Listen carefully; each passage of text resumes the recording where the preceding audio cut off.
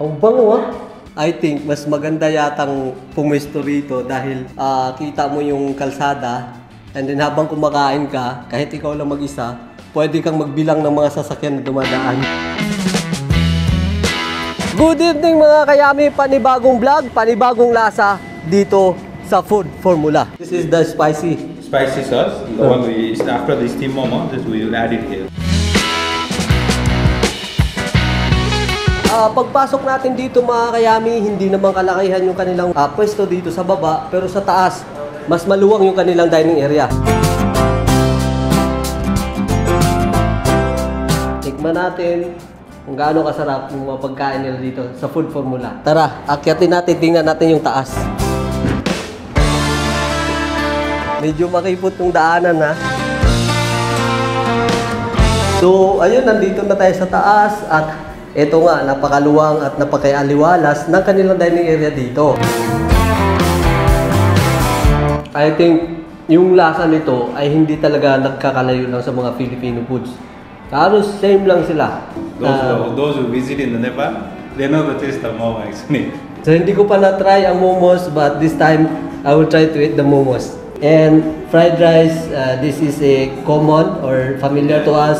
The fried noodles also is familiar to us, but for me, the momos is new one for me. This is the special dish in the Nepal. And then try natin i-dip natin sa sauce dahil may sauce naman kasama to.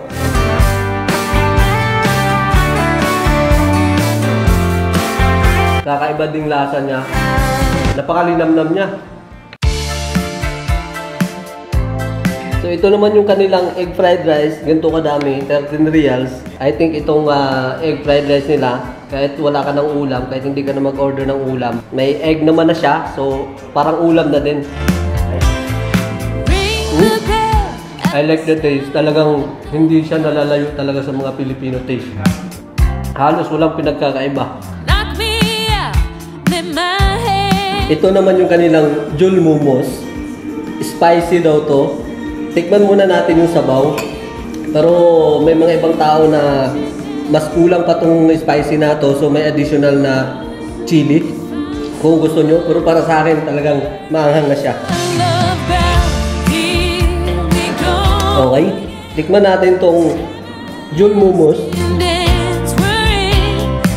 na nakalubog sa spicy soup.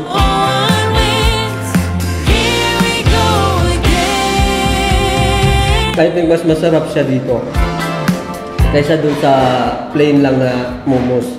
Good taste.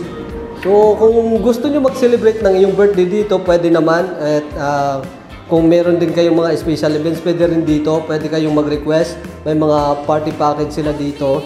And dito lang to sila sa Mansura. Bukas sila ng alas 6 ng umaga. Magsasara naman sila ng alas 2 ng madaling araw.